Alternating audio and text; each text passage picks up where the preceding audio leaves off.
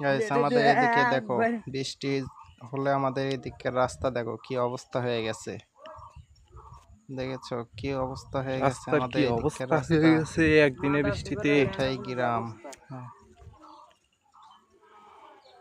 কত কষ্ট করে আমাদের গাড়ি ঘোড়া চলে, পুরো এলাকার মানুষ আমাদের এই রাস্তা দিয়ে চলাফেরা করে, সবার সমস্যা। এই রাস্তাটা ঠিক করার জন্য আসছিল, আবার চলে গেছে। দেখেন কত কষ্ট করে গাড়ি নিয়ে আসে, লোকজন হাঁটে আসে।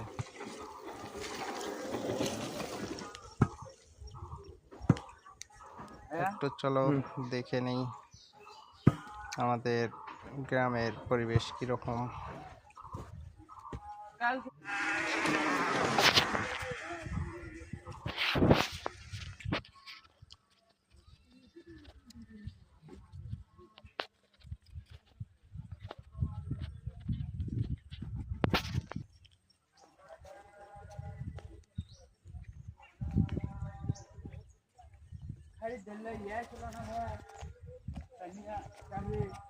হুম হুম পানি চলে গেছে।